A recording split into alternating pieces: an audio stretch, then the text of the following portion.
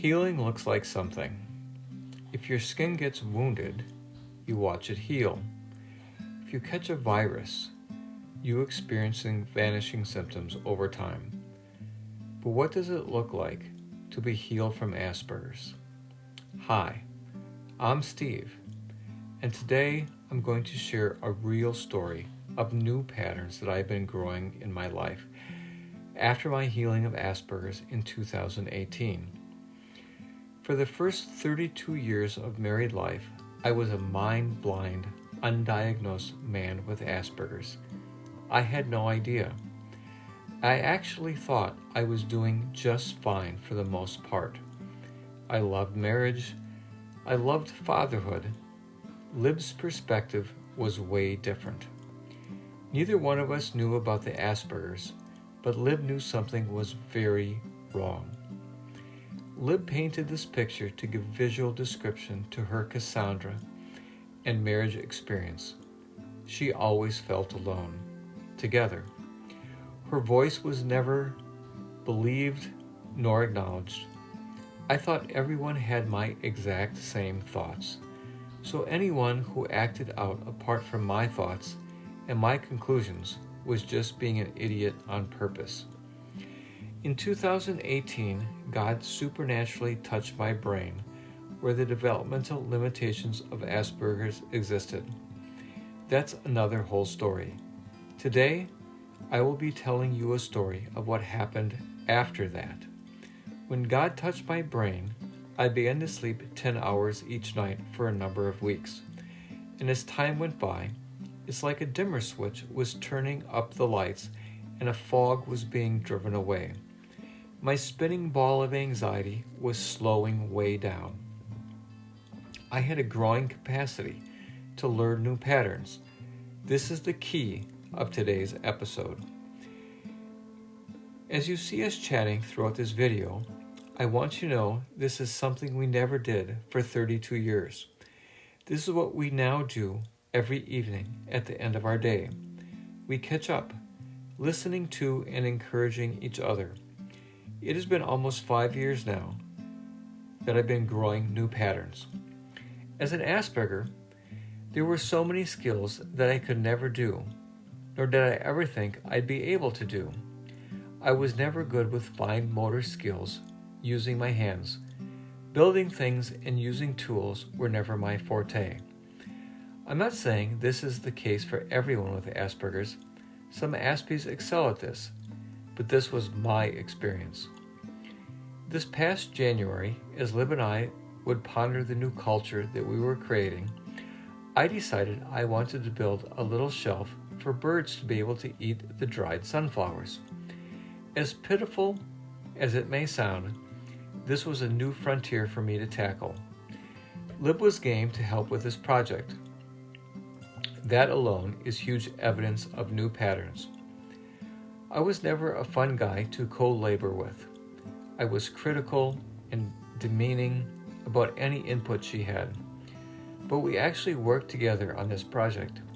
She patiently allowed me to learn how to use my hands to execute this, and I patiently listened to her wise input.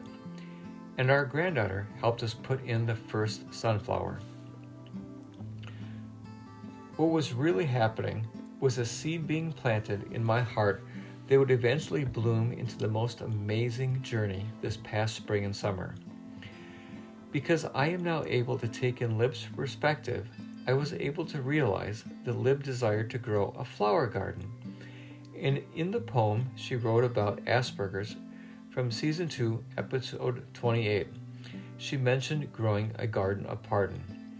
This past spring, we began as a clumsy little shelf in the corner of our yard grew into an amazing garden of pardon. But the most amazing part is that we did it together, cooperatively. No harsh words, with laughter, with joy, so much peace. This is the culture of Asperger healing and restoration. The fact that this all happened through a gardening experience is so prophetic. A garden takes patient work.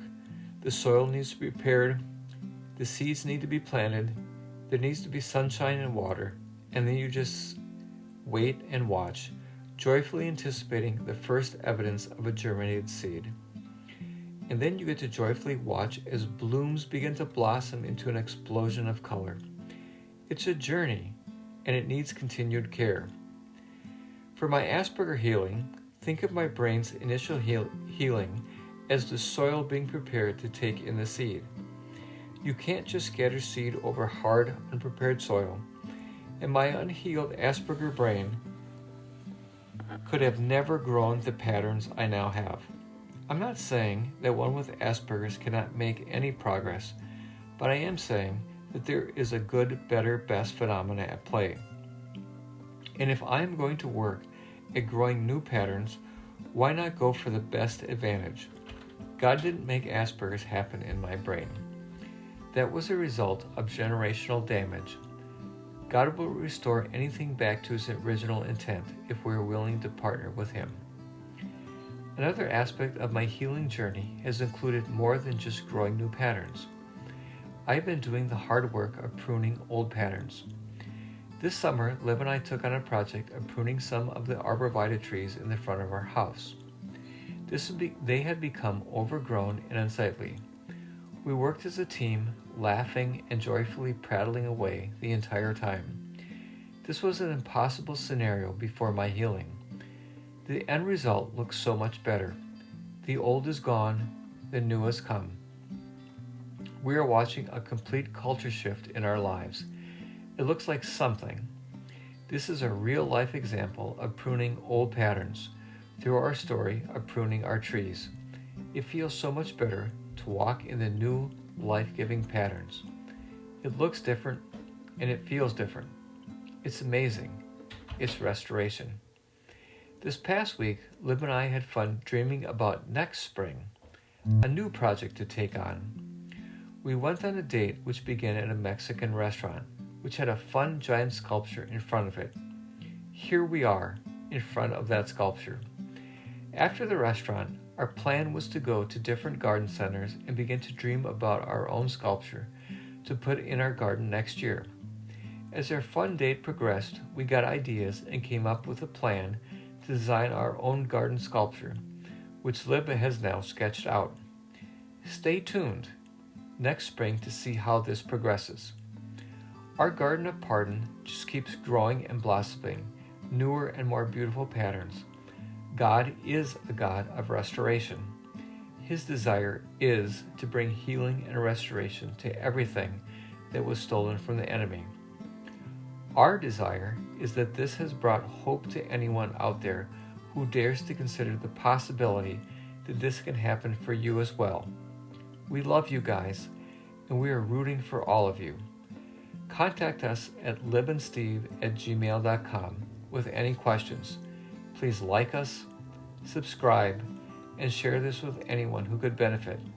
And remember, hope really is on the way.